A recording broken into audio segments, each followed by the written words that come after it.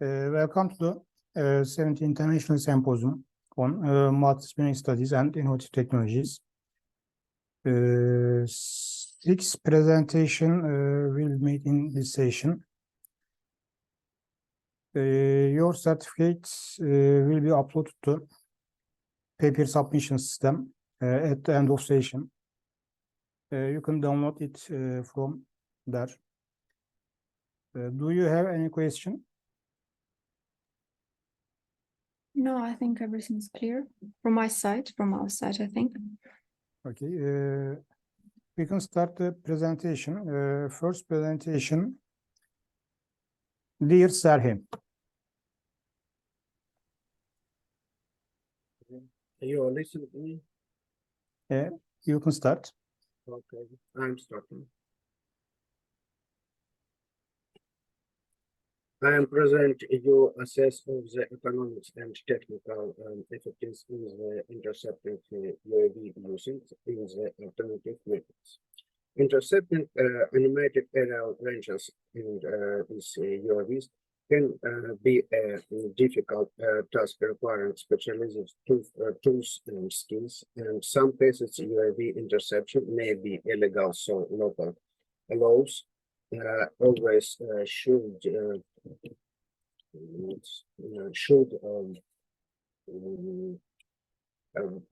be followed, and the consultations with the appropriate law enforcement authorized have to be done.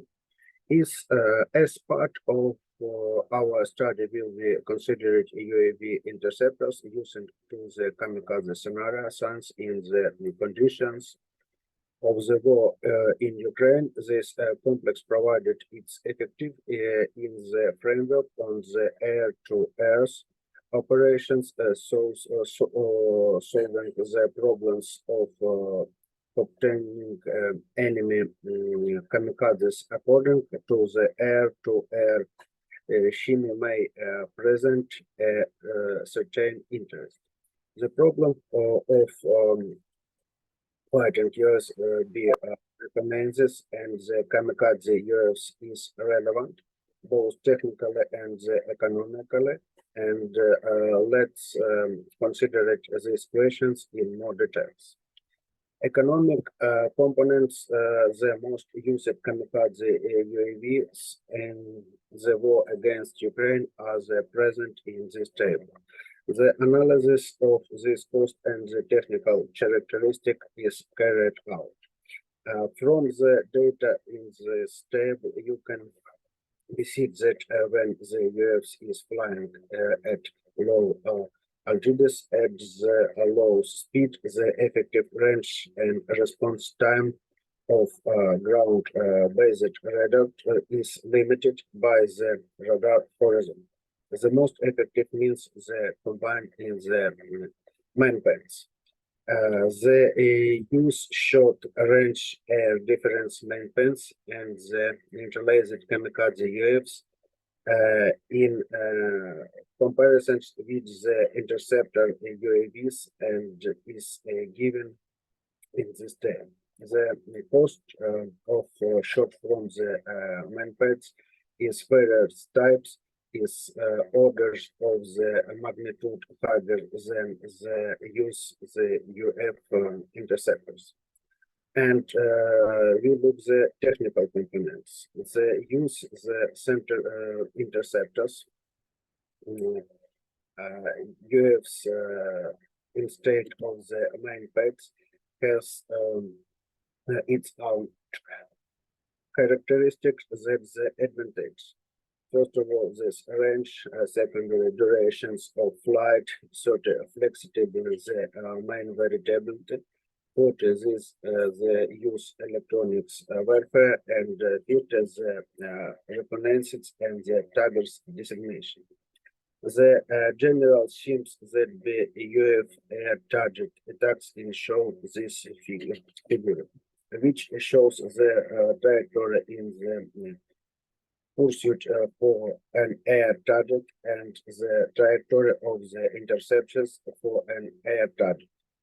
When intercepting on the air target, software control is used of conditionals of external obstacles. In these cases, the random influence of vertical and the horizontal winds gust is of practical importance. The task of performing later maneuvers can be approached using various techniques you look of this figure. One approach involves employing for control that the curve one. Another option is utilize the rudder of control to members posted in the linear movement along of the Z-A6, the curve 4. The most effective on the straightforward approach of the direct control of lateral forces, the curve 3. The obtained characteristic and the transient process provided variable using into the advantages of the employing active control utilizing lateral forces. And this approach contributes to the low outgoing flight certificate, increased speed and improved stabilization of the angular positions. This having considered the economist and the technological aspects for use of the interceptor UAVs as a tool of current enemy kamikazes UAVs, we can come to the following conclusion. The economic effectiveness in the UAV interceptor is the comparison with the alternative system, such as the main pads, based on the analysis of the pod's performance, operational readiness, and shows a competitive advantage. The technical application is considered in the interceptions of air target as the UAVs. Interceptor uses software control and that uses standard interceptions algorithms.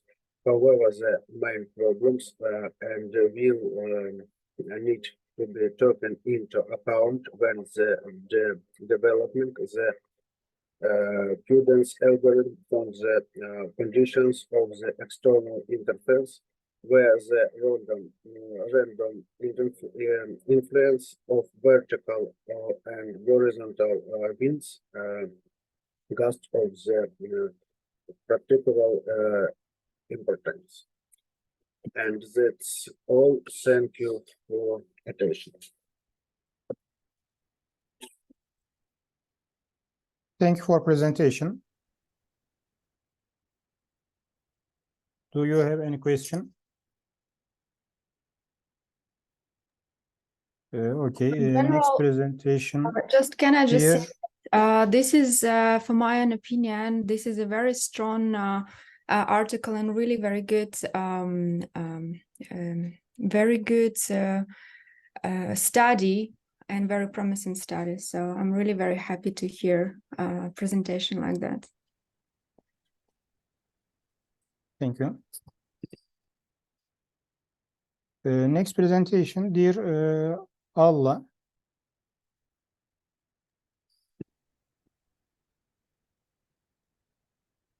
Hello. Hello. Just a moment. I will show my screen. I don't know if you see my screen now. Share screen. Just right now, I'm sorry.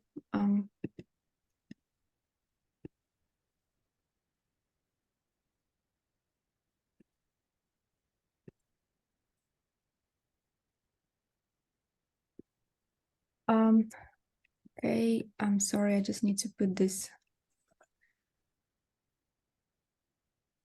Okay. For some reason, it doesn't want to show me. Do you see my screen? No. I'm sorry. Bottom of the screen. Yes, if it's possible to continue with the next one, I need to restart the Zoom because for some reason my computer doesn't want to show right now the screen. But I will rejoin right now and we'll continue. If it's Okay. possible. Thank you.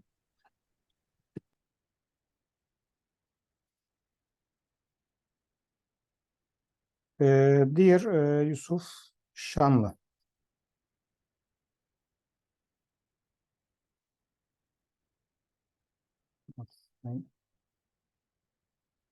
Dear Hasan Tolga Ünal.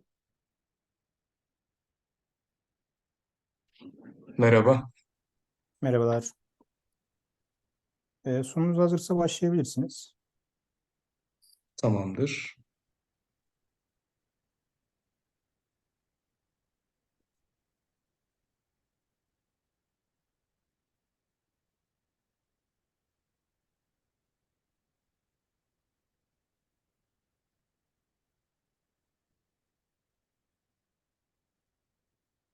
Sanırım Alla ekran paylaşımını yapıyor şu anda.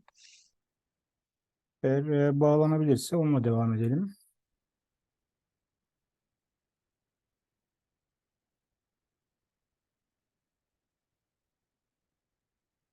Tolga Bey, size bir sonrakine devam edelim o zaman. Şu an paylaşımı yapabildim. Tabii ki.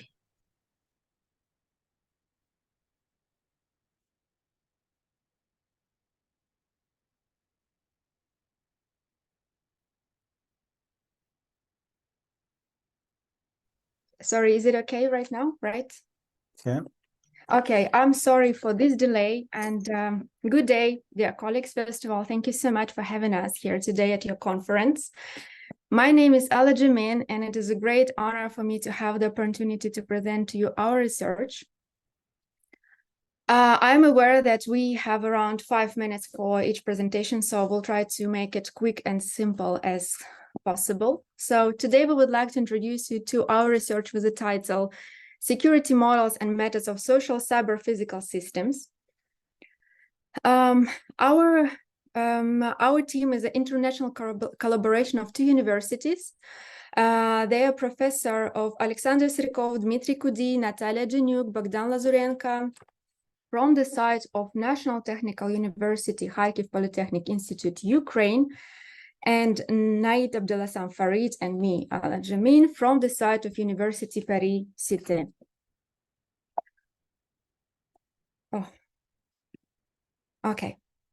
So let's just start from the first slide, which is features on functioning of the SCPS system network in condition of interference.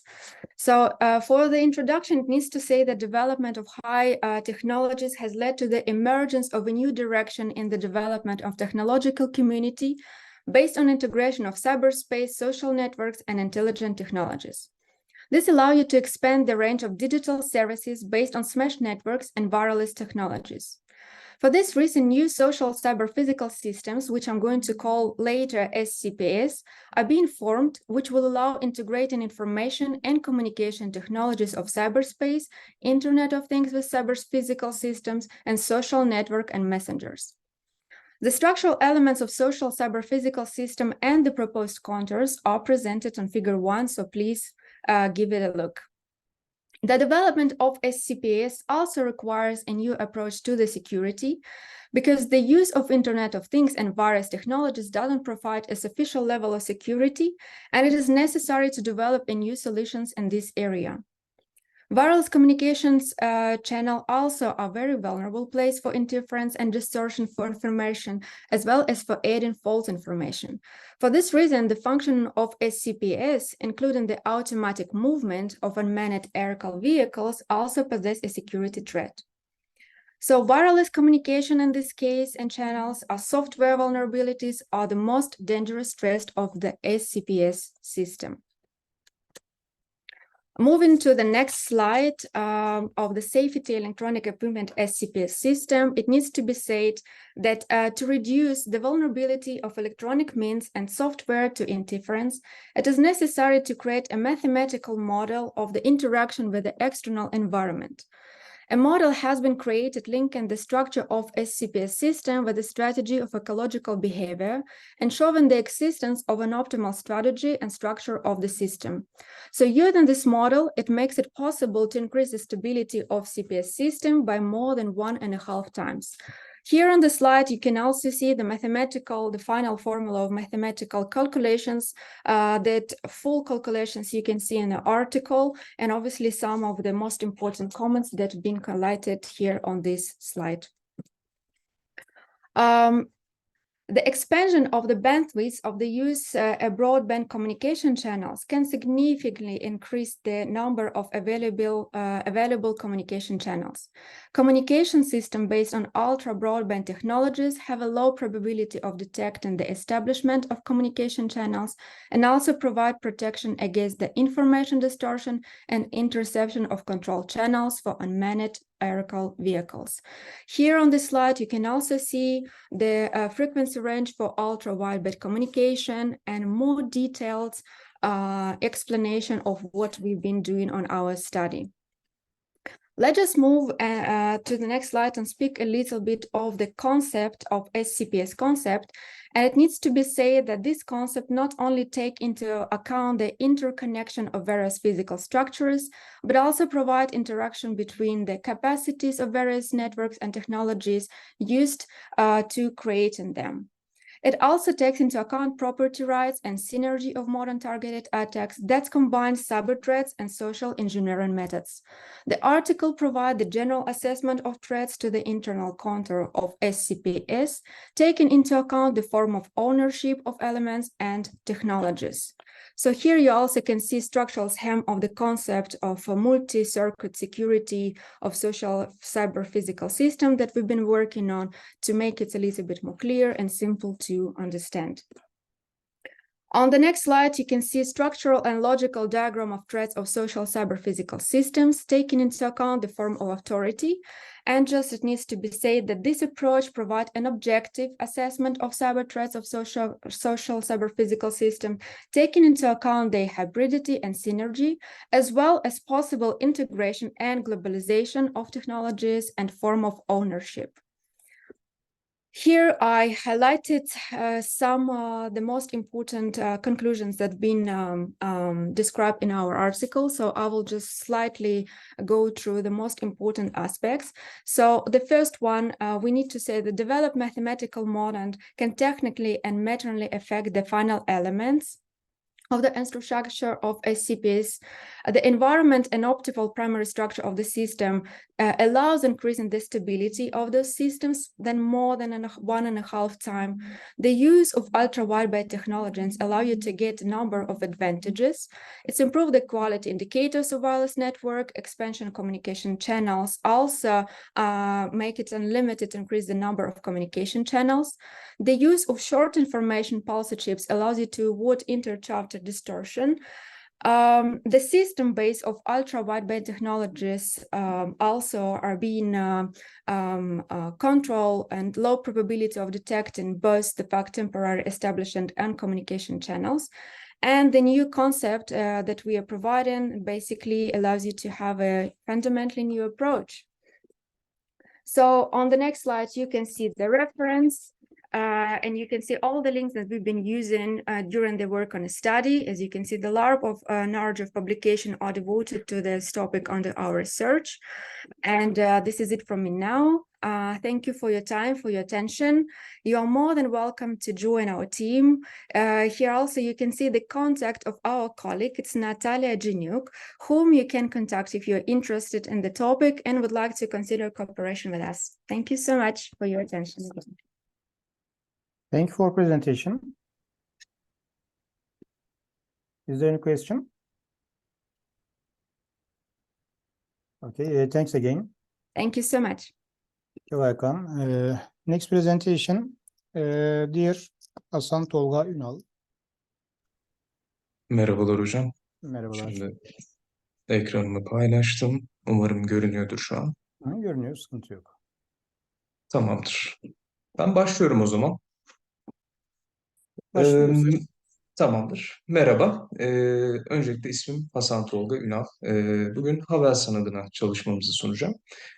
Tabii çalışma detaylarına geçmeden önce kısaca bir şirketin profilinden biraz bahsetmek istiyorum. Havelsan, Türk Silahlı Kuvvetleri'ni Güçlendirme Vakfı'nın bir kuruluşu olarak yazılım entegratörlüğü misyonunu Türkiye'de lider konumda olarak sürdüren bir firma. Tabii bu misyonu üç farklı çalışma alanına odaklanarak gerçekleştiriyor ve bu odaklanmalar askeri ve sivil kullanıma göre ayrık.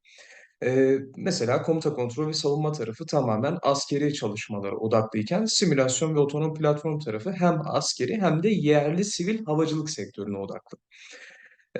Benim de çalıştığım alan olan bilgi ve iletişim teknolojileri tarafı ise tamamen global çözümler oluşturmaya hedefleyerek gerek askeri, gerek özel sektör, gerekse de kamu kurumları gibi çeşitli alanlarda ürün ve çözümler geliştiriyor. Esasında Havelsan'ın bu çalışma yöntemini benimsemesi şirketin geçmişiyle de yakından ilişkili. Silahlı kuvvetlere hizmet etme temelli bir şirket olduğu için kendini çeşitli projelerle hızlı şekilde birçok alanda yetkin ve adapte kılmış bir kültüre sahip.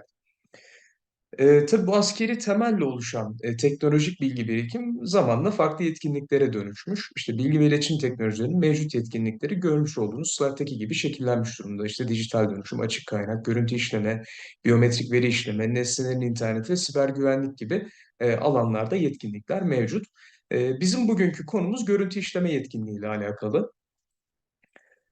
Şimdi tarihsel akış içinde teknolojinin gelişimini değerlendirdiğimiz zaman toplumların ve devletlerin kullandığı mevcut teknolojilerin esasında temelde askeri motivasyonlarla geliştirildiğini görüyoruz. Günümüzde devletlerin bugünkü düzenine teknolojiyi kullanarak kavuştuğu aşikar. Tabii ortada böylesine güçlü bir etki olunca da yüksek bütçelerle Ar-Ge faaliyetleri de devlet elinde hızlı ilerliyor. Fakat hem kişisel sermaye birikimi kaynaklı oluşan sanayi devrimi hem de dünya savaşlarının etkisiyle son yüzyılda çok şeyin değiştiğini ve geliştiğini deneyimledik insanlık olarak. Hatta teknolojik birikimin savaş seyrini değiştirmesi durumu da görülünce buradaki birikimin faaliyet alanlarında küresel çapta yasal kısıtlamalara gidildiğine tanıklık ediyoruz.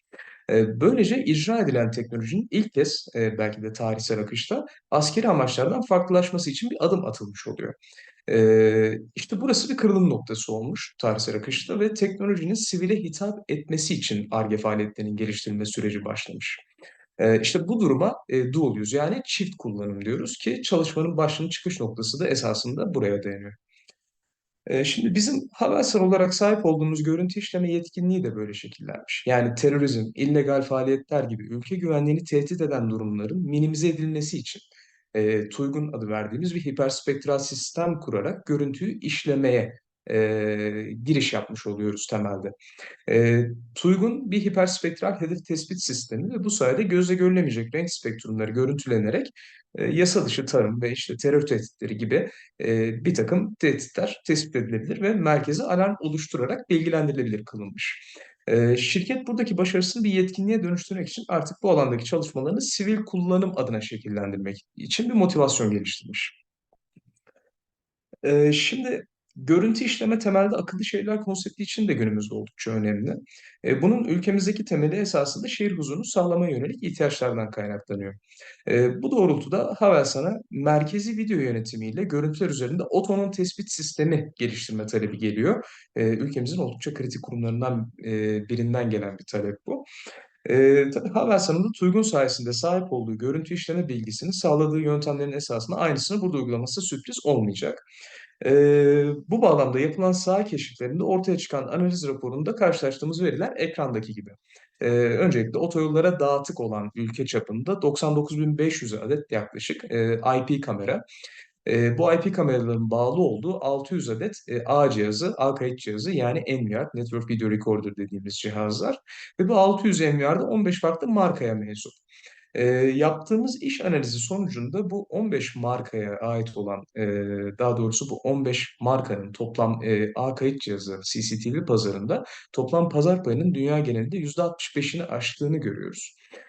Ve şirket bunu çok büyük bir fırsat, bu konuda bir dönüm noktası olarak tanımlıyor. Bu noktada yapılması gereken kurumun talep ettiği tespitleri sınıflandırmak, bu amaca hitap edecek bütünleşik bir sistem tasarlamak. Şimdi çok kısa kameraların çalışma prensiplerine değinmem gerekiyor. IP kameralar edge device'lardır, yani uç cihazlardır. Ve görüntüyü dijital formatta alırlar. Ama bu görüntülerin kaydedilmesi gerekli ve bunu kameralar genellikle gerçekleştiremezler. Yeterli depolama alanına sahip olamayacakları için. Bunun için kameraların bir kayıt cihazına bağlı olması gerekiyor ve kayıtlarını buraya aktarması gerekiyor. Kayıt cihazları da bir görüntü altyapısına merkezde konumlanan cihazlar ve kameraları da kontrol edebiliyorlar. Şimdi Tuygun projesinden şirketin sahip olduğu deneyimi burada değerlendirmek için yapılan iş planı iki farklı koldan eş zamanlı olarak yürütülüyor. Ee, Yani bir ekibimiz kameraların hepsini tek bir merkez arayüzde izleyebilmek ve kayıtlarına erişebilmek için yeni frontend tarafında yeni bir arayüz tasarımıyla backend tarafında her marka için, her markanın sahip olduğu environment için ayrı Application Programming Interface, yani API konfigürasyonları geliştirirken diğer ekibimiz de halihazırda kayıtlı görüntüler üzerinde görüntü piksellerinin katmanlara ayrılarak istenen tespitler için yapay zeka algoritmaları geliştirme yönünde çalışmaları bulunacak. Şimdi video yönetimi tarafında API konfigürasyonu geliştirilirken kolay bir arayüzde tüm kameraların kontrolünün sağlanması için çalışılıyor. Ama bu konuda bir kritik hususun da çözümlenmesi gerekiyor. O da bilginin, yani verinin güvenliği, bilginin erişilebilirliği ile alakalı. Yani tüm görüntülere kurumdaki herkesin erişememesi gerekecektir tabii ki. Bunun için de hiyerarşik bir model geliştirerek video yönetim sistemi içerisinde operatör ve kullanıcı tanımı yapılabilmesini sağlayacak bir mikroservis mimarisi geliştiriyoruz. MVR'ların API aracılığıyla kontrolü ve verisi Havelsan'ın video yönetim sistemine gerçek zamanlı olarak aktarılacak ve buna erişimi tam hakimiyet olarak operatörlerin inisiyatifine göre kısıtlarınca yani kullanıcılar olacak. Şimdi sırada görüntü katmanlama için çalışan ekibimizin bu video yönetim sistemine aktarılan görüntüleri alıp okuma, tespit etme, sınıflandırma ve alarm üretme mikroservislerini ayağa kaldırarak bir sistem entegrasyonu yapması gerekecek. Tabii iki ekibin çalışması bir entegre sisteme dönüştüğünde ise ekrandaki görüldüğü gibi büyük bir sistem yapısı esasında ortaya çıkıyor. Bir karar mekanizması ortaya çıkıyor. Bu iki eş zamanlı işin ortak noktada buluşması için yapılan iş akışı optimizasyonunun sağladığı verim esasında tamamen Tuygun'daki bilgi ve birikimin bir getirisi. Çünkü herhangi bir idle takımın olmadan tüm servislerin tamamlanması ve birleştirilmesi işlemi zaman kaybı olmaksızın Tuygun'daki sisteme benzer çalışma yöntemlerinin tekrar etmesinden geliyor.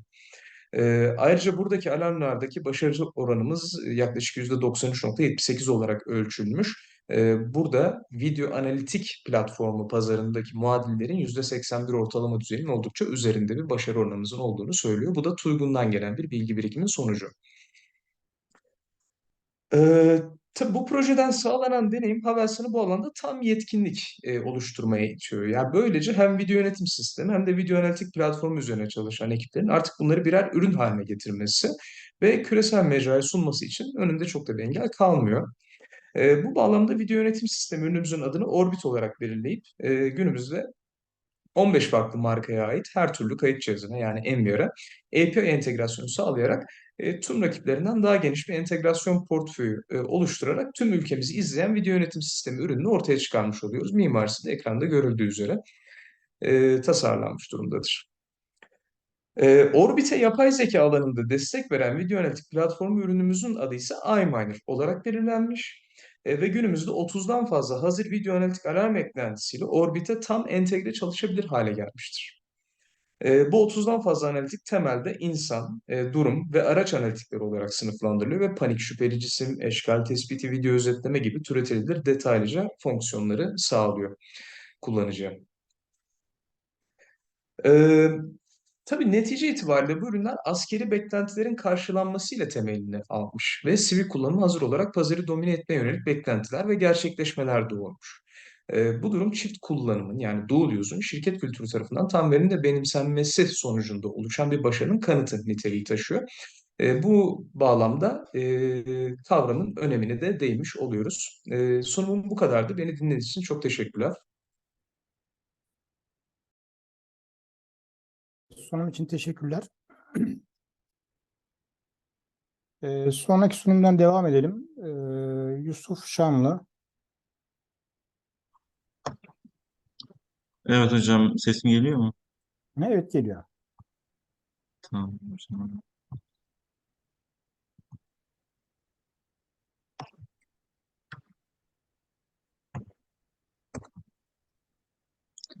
Görüntüyü hocam paylaştım. Doğru mu her şey şu an? Görünüyor, problem yok. Başlayabilirsiniz. Tamam. Merhaba hocam, kolay gelsin herkese. Bu çalışmayı ben Gazi Üniversitesi e, Teknoloji Fakültesi'nde bilgisayar mühendisliği okuyorum. Yüksek lisans olarak.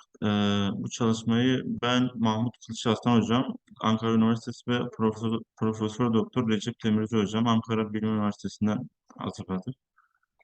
Burada stenografi olarak bilinen bilgi gizlemeye yönelik resimlerde bir geliştirdiğimiz channel hopping kanal yöntemini anlatacağım. Genel içeriğimiz giriş, stenografi için en uygun yöntem olan LSB yöntemi. Buna uyarlayacağımız rastgele sayı üretici olan bir PNRG algoritması. Sonra bizim öneren yöntemimizin uygulaması, karşılaştırması ve deneysel sonuçlar genel hatlarıyla böyle. Sonografi zaten bilindiği haliyle bilginin fark edilmemesi temeline dayanıyor. Bu tarihten gelen mevcut olan bir durum ve teknolojiyle beraber önemi kat kat artmakta. Çünkü bilginin temelde en önemli şeylerden birisi fark edilmemesi. Çünkü fark edilen bir şey dikkat çekecektir her zaman. Mesela gizemli bir şifreyi görünce insan bunun dikkatini çeker ama bir video, ses, resim içerisine giden bilgi asla kolay kolay fark edilmeyecektir. Slonografi bilgi gizleme yöntemlerinin bir parçası olarak yer almakta. Diğer şeyler de var bunların içerisinde. İşte telif hakkı gizlemesi, kimlik saklama, filigram, parmak izi gibi. Slonografi de bunların bir parçası. İşte kriptografi ile yine dediğim gibi temel farkı fark edilmeden bilginin iletilmesi. Buradaki zaten kanal güvenli olmasa bile çünkü iki aşama var. Bir kanalın güvenliği bir de bilginin güvenliği. Burada kanal güvenli olmasa bile gönderilmesi temel amaç. Sonraki yöntemleri arasında en çok kullanılanı LSB yöntemi. Bu da bir pikselin yapısına dayanıyor. Bir piksel e, genel olarak 8 bitten oluşuyor. Bu sağdan başlayıp sola doğru en düşük bitten en yüksek bite kadar gidiyor. En düşük bitin resim üzerindeki etkisi 1 bölü 256 olmakta. Bu giderek katlanıyor. Sağdaki bit arttıkça 2, 1, 2, 4, 8, 16 şeklinde resim üzerindeki tesiri bu şekilde artmakta. Resimler, renkli bir resim 3 adet kanaldan oluşuyor. Red, green, blue. Bazen alfa kanallı resimler de mevcut ama genel resim bu. Gri resimler ise tek kanal siyah ve beyaz.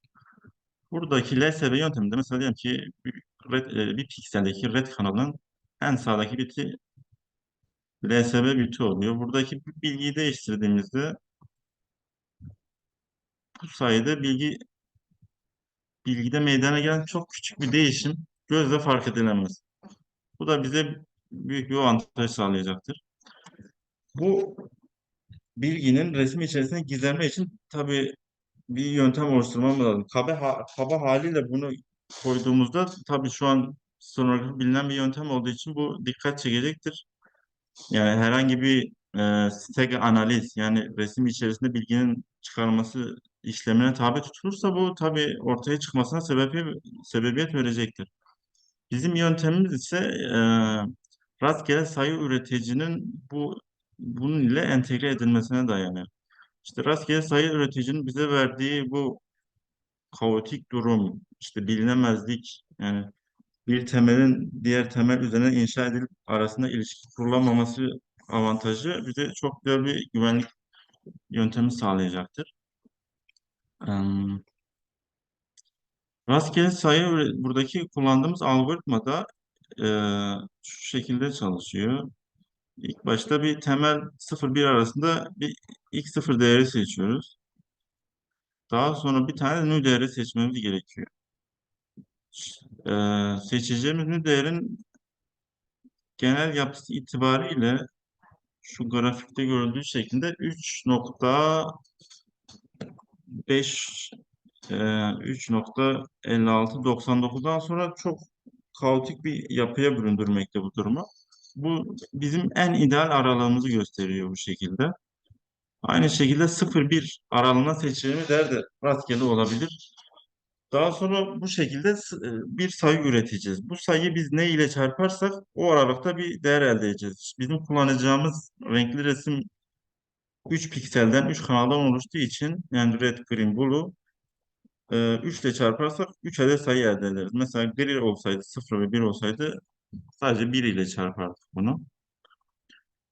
Aynı şekilde bu rastgele sayı üreticinin dediğim gibi e, aralarındaki ilişkinin kurulamaması avantajı şu grafikte de görüldüğü gibi.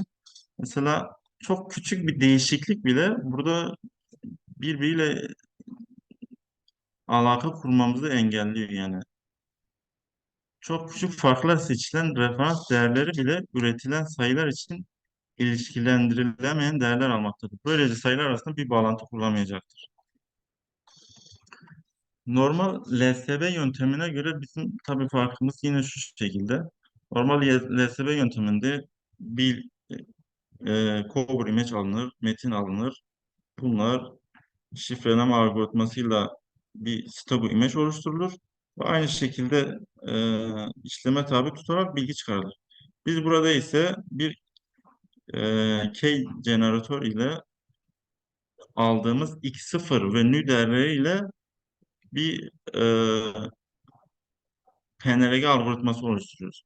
Daha sonra bu oluşturduğumuz sayılar ile PNRG algoritması bize sayılar üretiyor. Her bir adımda 0, 1, 2 veya 2, 1, 1, 0 şeklinde. Bu oluşturulan sayı bizim veriyi dönüştürdüğümüz bit halini resim içerisine gizlememizi sağlıyor. Aynı şekilde de eğer elimizde algoritma ve key'imiz varsa bu şekilde bilgiyi çıkarıyoruz. Mesela diyelim ki 10 çarpı 10 adet üretilen değerler bu şekilde. Mesela birinci piksel mavi yani red 0, green 1, mavi 2 oluyor. Burada mesela birinci pikselimiz mavi, ikinci green, üçüncü mavi. Bu şekilde mesela birinci pikselin e, bir bit blue kanalına, sonra green kanalına, blue, red şeklinde devam etmekte. Tabii bu redliği, blue'lu, green'i hangi sırada geleceğini belirleyen penerge algoritmamız. Çünkü burada ne yaparsa yapalım hani mesela ne şekilde gitmiş diyemeyiz. Bir bağlantı kuramayız. Burada mesela diyelim ki 256 çarpı 200 boyutunda bir channel map. Burada mesela Z0 değeri ve nü değeri gösterildi. Buna göre böyle bir resim oluşturdu. Yani eğer bu resim eğer içine bir bilgi gizlediğiniz bir resim ise kullanılan kanallar bu şekilde. Bir resimdeki bozulmayı ölçmek için kullanılan genel yöntemlerden PSNR tepe sinyal görüntü oranı ve MS vardır. PSNR de MS'yi kök aldığı için temel olarak onu karşılaştırmamız yeterli. Çünkü logaritmik sonucunu vermekte. Birimi desibel. Eğer PSNR değeri ne kadar yüksek çıkarsa bu bize resimdeki bozulmanın o kadar az olduğunu ifade etmekte. Bu da bize bir karşılaştırmamızı sağlamakta. Mesela diyelim ki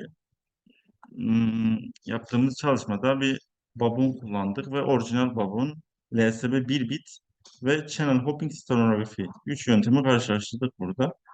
Babun e, mesela 10.000 bit içerisine gizlendiğinde ya 10.000 bit bu demek burada 10.000 tane piksel kullanıldı. Çünkü her bir piksele 1 bit kullandık.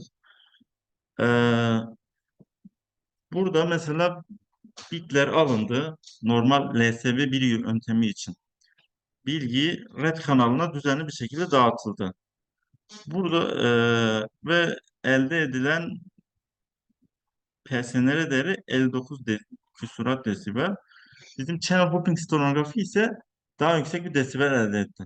Çünkü buradaki desibel farkı şuna dayanmakta. Bilgi hem kanallara dağıtıldı. Bu kanallara dağıtılmasının yanında da yani hangi kanala seçileceği belirsiz yani. Bu şifreleme temeli ise PNRG temelli olduğu için aynı şekil diğer şifreleme yöntemlerine göre bir ilişki kurmamıza da izin vermiyor. Çünkü her şey temel aldığımız referans değerine bağlı. Bu bu şekilde de daha güzel bir güvenlik yöntemi oluşturmakta. Aynı şekil 30 bin bit ve 60 bin bit karşılaştırması yaptık. Tabii PSNR değeri bu şekilde logaritmik olarak artmakta. Ne kadar bit sayısı artarsa PSNR değeri o kadar düşecek ve bozulmanın bize daha çok olduğunu ifade edecektir. Fakat çoklu piksel olması aynı zamanda göz human visual sistem, göz görüş sistemine de tesiri vardır. Çünkü eğer bit miktarı çok çok büyük miktara ulaşırsa bu eğer bir kanal olmazsa artık o kanalı daha çok belirgin hale gelmesine o göz görüş sınırını artıracaktır. O da bir problem olabilir. Çünkü veri miktarı çok büyük de olabilir ama dağıtılması bu sınırı eşiği bizim avantajımıza sağlayacaktır. Aynı şekilde bir ağaç resminin e, burada şey, PSNR sonuçları gösterilmekte. Bu da geliştirdiğimiz arayüz. Buradan mesela verileri aldık, resmi seçtik. Sonra resim içerisine gizledik. Bu şekilde bir arayüzümüz mevcut. Burada da deminki o ona onluk şeyin de örneğini sağ tarafa koyduk. Sonuç olarak PRNG algoritması kullanılarak bilgiler renkli bir resim içerisinde güvenli bir şekilde gizlenebilecektir. Buradaki temel avantajımız hem bilgi normal yönteme göre dağıtılacak, görüş sistemine eşik değerini artıracaktır. Bu sayede koyacağımız veri miktarı da artırılabilir. Eğer çok büyük bir veri miktarı varsa. Ayrıca bilginin stag analiz dediğimiz resim içerisinden tespiti ise çok zor bir hale alacağız. Çünkü hem algoritmayı bilmemiz gerekiyor. Yani burada adam nasıl gizlemiş diyeceğiz. Hem de e, nü ve z0 değerlerini bilmemiz gerekiyor. Bu ise bir anahtar rolü görüyor. Yani gizleyen kişi için ve çıkaran kişi için. Bu da bize çok güzel bir güvenlik faydası sağlayacaktır. Dinlediğiniz için teşekkür ederim.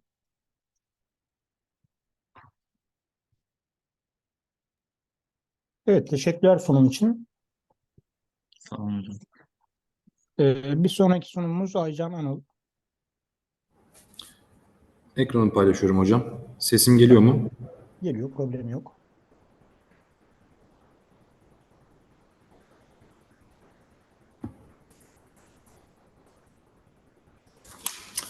Hello, I'm Aycan. I have been working at Mesankilit, a central company in the metal and plastic industry, which has been serving the automotive industry for 6 years. I am also doing a master's degree in business administration. My presentation today will be about the effect of the raw material selection on productivity in assembly apparatus and fixture manufacturing.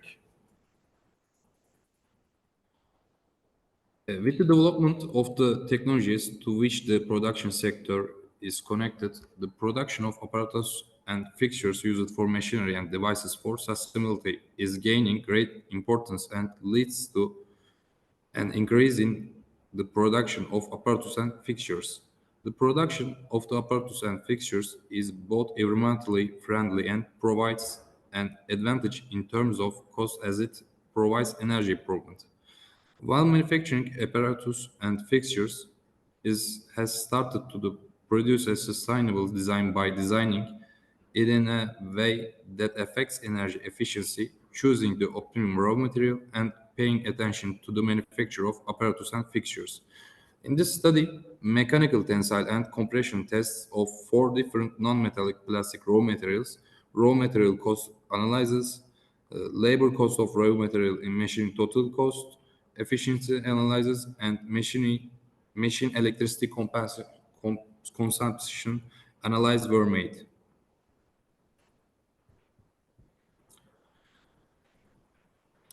First of all, in the mechanical tensile test, the sample with the highest tensile force was the sample made from cast-cement raw material, while the sample with the lowest tensile force was the sample made from polyurethane resin raw material.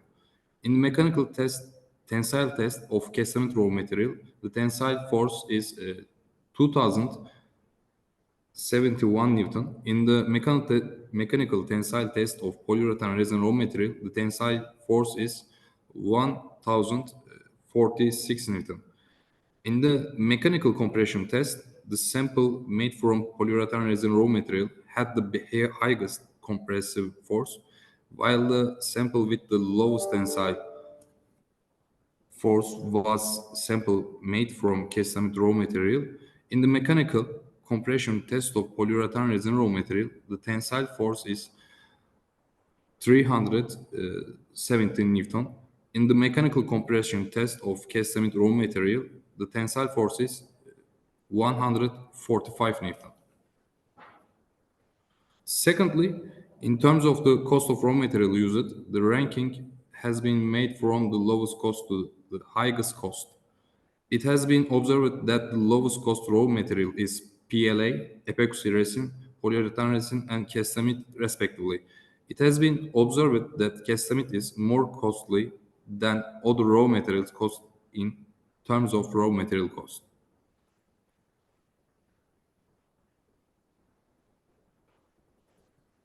Thirdly, the raw material used is ranked from the lowest cost to the highest cost in terms of labor cost for manufacturing purposes.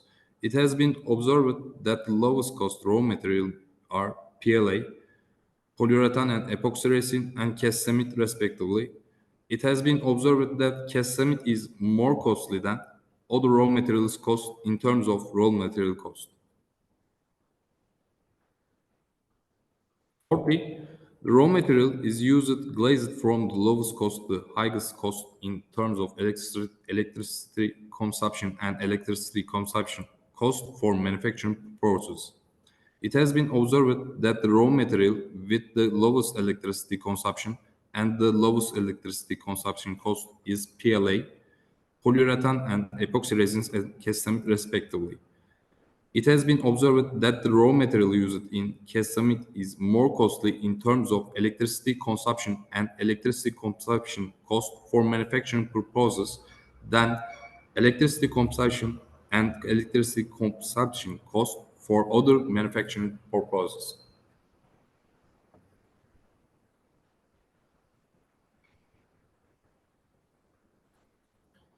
Finally, as it can be understood from this, considering the total cost, the ranking has been made from the lowest total cost to the highest cost in terms of total cost. It has been observed that the raw material with the lowest total cost is PLA, polyurethane, and epoxy resins and cast-cement respectively.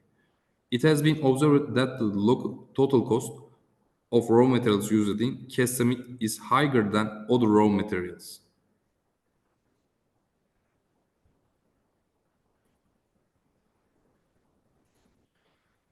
Conclusion. According to the results, these experimental studies provided invaluable information on the selection of raw materials for assembly, apparatus, and fixtures. The durability of epoxy and polyurethane resins has emerged as a very important factor in the selection of mounting apparatus and fixture raw materials, revealing that the cost of raw materials is cheaper than more efficiency in terms of electricity consumption. Epoxy and polyurethane epoxy raw material has a higher raw material efficiency, 71%, labor efficiency of 60%, and electricity consumption efficiency of 62% compared to cast-cement raw material. PLA raw material has a highest result value among all efficiencies among these four materials. As a result of meticulous analysis of experimental data, a very important decision was reached. Epoxy and polyurethane resin parts manufacturing provides remarkable advantages in the selection of assembly apparatus and fixture raw materials. Thank you for listening.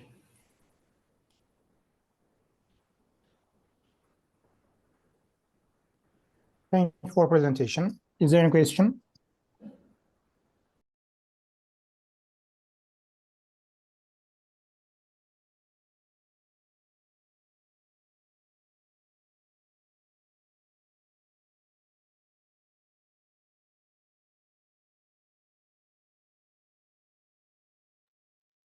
Dear Mlevski, Yes, I'm ready. Thank you. you can start.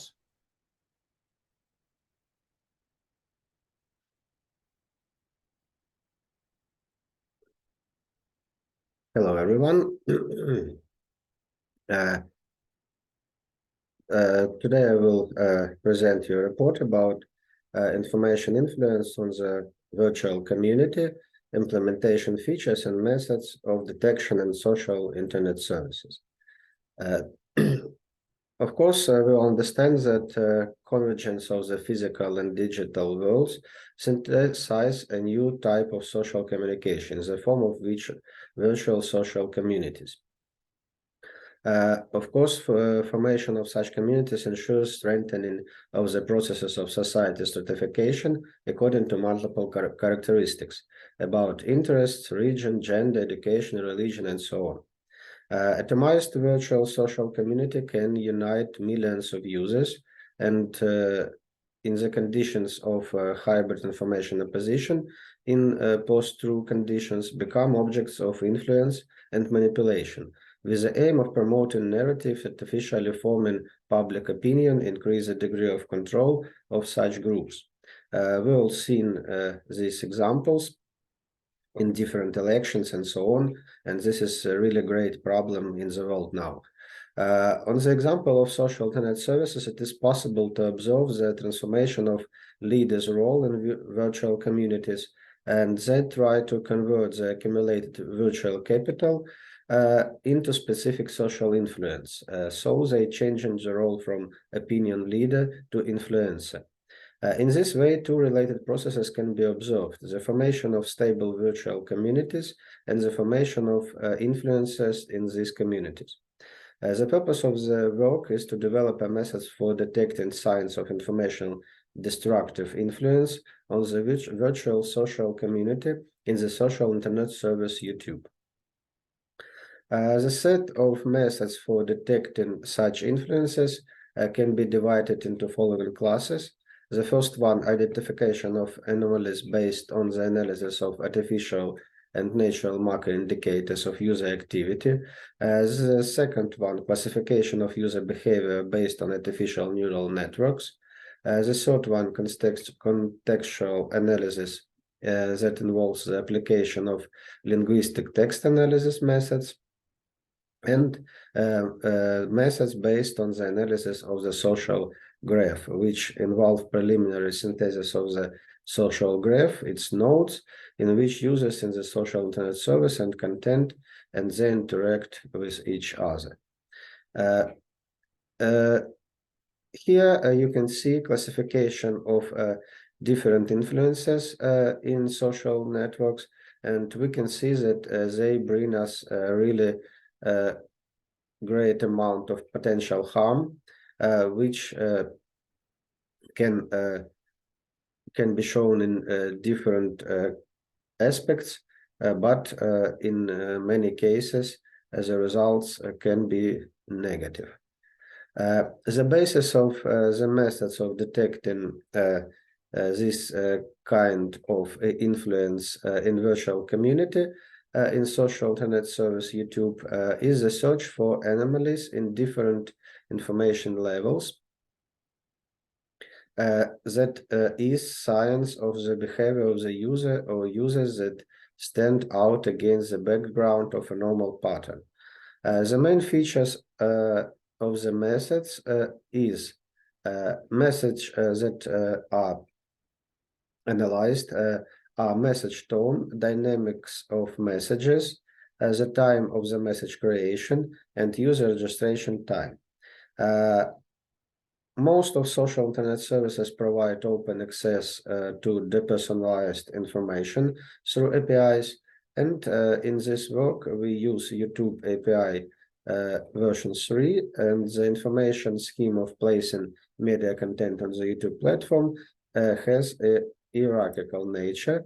So we can see that from the one author, information goes to a great amount of users, and if the author is quite popular, it can be an influencer because of even forming the state of mind in this society. So here we can see information scheme for placement of media content and corresponding sets of publicly available data in the social internet network, which is YouTube.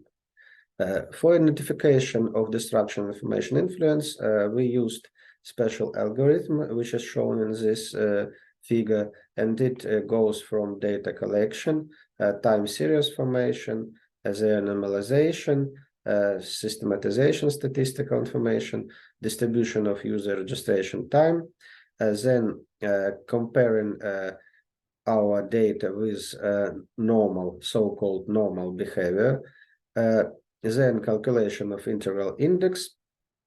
If it is less than 0.8, we can say that anomaly is detected. If it is more than 0.8, we should make additional analysis of comments tonality, construction and analysis of integral curve, which will be shown later. And if we have positive result, we can say that we have there some anomaly. If not, we can say that this is a normal society and normal user, and it's not an influencer. To identify informational destructive influence, we used 3 videos from social and political topics, and results of applying the methods of identifying informational influence on the virtual community is shown in this table. So we can see that they have different characteristics, as you see, and the next analysis, according to proposed method, and additional analysis of tonality of the text was conducted for scenario number 3 for the third video, and for this purpose expert evaluations of the comments were carried out, and appropriate making of the comments was carried out too.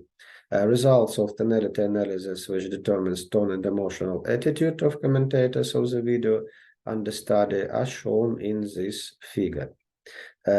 So here the red one is tonality, and the blue one is the number of comments for an hour. So as a result, we can say that in this work, we examine specific of destructive informational influences in social internet services using the YouTube media platform as an example, and classification of influences with an indication of a potential damage level is proposed. Actual methods for detecting destructive information influences on virtual communities in social network internet services were analyzed, and based on the analysis of depersonalized open data available on the YouTube, a methods for detecting artificial information influence on the virtual community proposed, and this methods involves detection of abnormal behavior of members of the virtual community and provides some comparative analysis of various aspects of user behavior.